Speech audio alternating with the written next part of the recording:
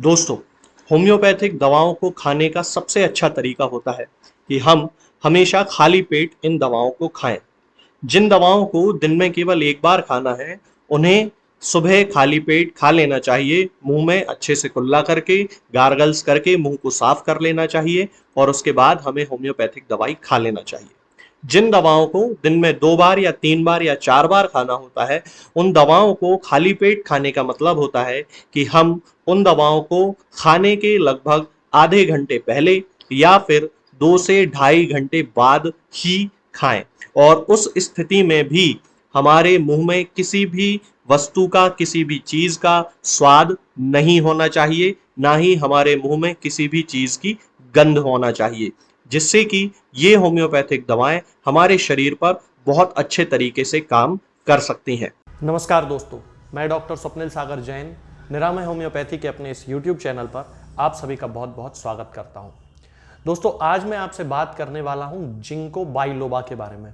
ये एक ऐसा पौधा है जो एक विलुप्त पौधा मान लिया गया था कुछ समय पहले तक, लेकिन बाद में पता चला कि ये अभी भी दुनिया में पाया जाता है और उसको एक, चूंकि उसका विवरण बहुत सारी किताबों में बहुत अच्छी दवा के रूप में दिया गया था, तो उसको फिर फर्टिलाइज किया गया, बहुत सारी जगहों पे इसकी खेती की जाने लगी और आज इसको एक बहुत अच्छी दवा के रूप में जाना जाता है। तो आज मैं आपको बताऊंगा कि हम जिंको बाइलोबा का यूज यानी कि उपयोग किन किन चीजों में कर सकते हैं और उसका उपयोग करने के क्या क्या साइड इफेक्ट्स हो सकते हैं।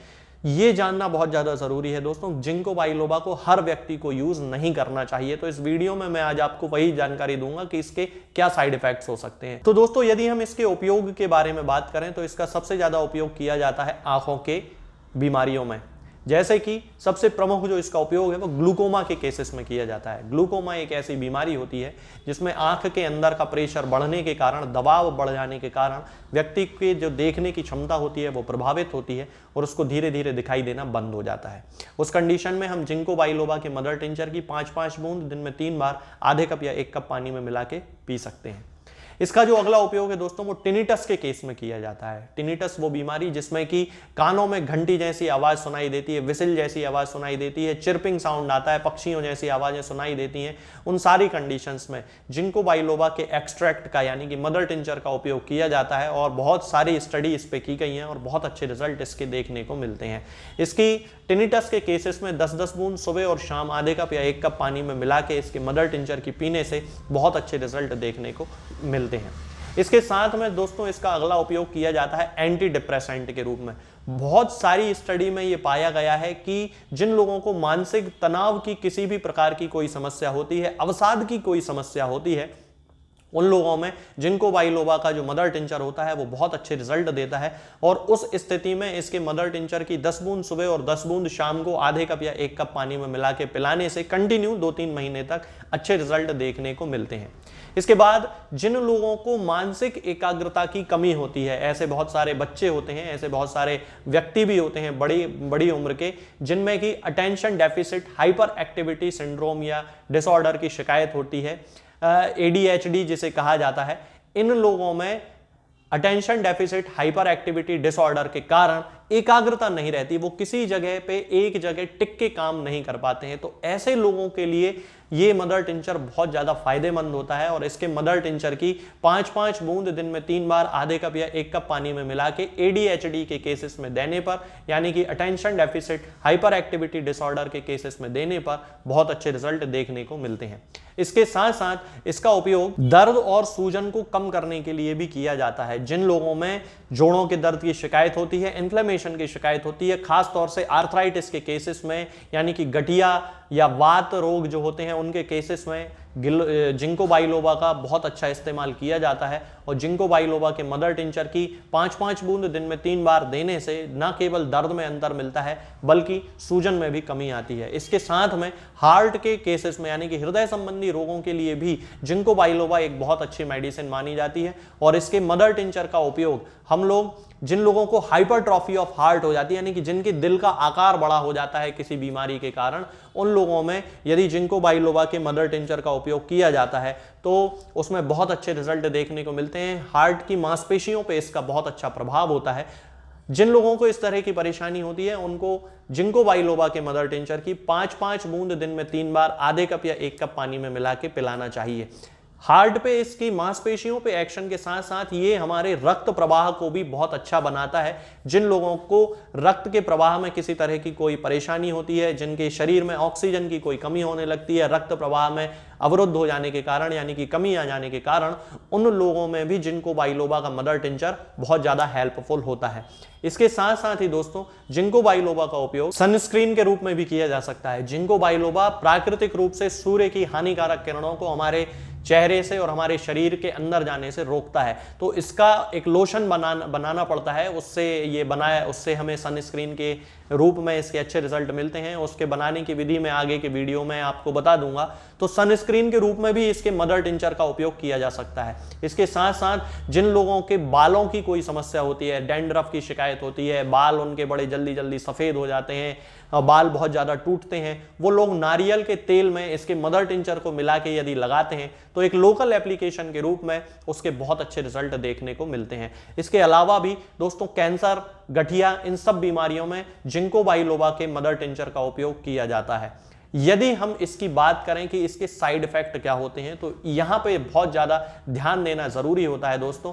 जिंको बाइलोबा का उपयोग किया तो जा सकता है, लेकिन यहां पे सबसे जरूरी बात जो जानने वाली ये है कि किसी भी डॉक्टर से पूरी जानकारी लिए बिना और अपना चेकअप कराए बिना हमें जिंको बाइलोबा का यूज नहीं करना चाहिए, क्योंकि इसके अंदर बहुत ज्यादा एलर्जिक कंडीशंस पाई जाती हैं, एलर्जिक चीजें पाई जाती हैं, जिसके कारण किसी व्यक्ति की मौत भी हो सकती है। तो ये जानना बहुत ज्यादा जरूरी है कि क्या जिंको बाइलोबा आपके शरीर के लिए सूटेबल है, आपके शरीर पे अच्छा काम करेगा या नहीं करेगा। इसके साथ साथ जो माताएं अपने बच्चों को स्तनपान कराती हैं, उन माताओं को भी बिल्कुल भी जिंको बाइलोबा का उपयोग नहीं करना चाहिए। ये बहुत ज़्यादा यहाँ पे प्रिकॉशन या ध्यान देने वाली बात होती है कि जिन महिलाओं में स्तनपान जो महिलाएं करा रही हैं उनको जिंको बाइलोबा का उपयोग नहीं करना है। इसका जो तीसरा साइड इफेक्ट है वो है थायराइड कैंसर। बहुत अधिक मात्रा में यदि जिंको बाइलोबा का सेवन हर दिन किया जाता है तो लोगों में थायराइड कैंसर होने की संभावनाएं होती हैं। इसके साथ साथ रक्तस्राव यानी कि हेमरेज भी इसके कारण होता है। तो खास तौर से वे महिलाएं जो कि गर्भवती होती हैं, प्रेग्नेंट होती हैं, उन महिलाओं में तो जिंको बाइलोबा का यूज किसी भी प्रकार से नहीं करना चाहिए। जिन लोगों को हार्ट से संबंधित कोई दवा चल रही होती है उन लोगों को भी बिल्कुल भी जिंको बाइलोबा का यूज नहीं करना चाहिए। जिंको बाइलोबा एक अच्छी मेडिसिन है, इसका उपयोग किया जा सकता है, लेकिन इसमें सबसे ज्यादा जो ध्यान दिया जाता है वो इसके साइड इफेक्ट्स के कारण दिया जाता है। इसके बहुत सारे साइड इफेक्ट होते हैं, तो बिना किसी डॉक्टर से संपर्क किए हमें जिंको बाइलोबा का उपयोग बिल्कुल भी नहीं करना चाहिए। तो दोस्तों ये जो सारी जानकारी है ये जिंको बाइलोबा के लिए है। ये मदर टिंचर के रूप में होम्योपैथी में इसका उपयोग किया जाता है, बहुत अच्छे रिजल्ट देता है बहुत सारी बीमारियों में।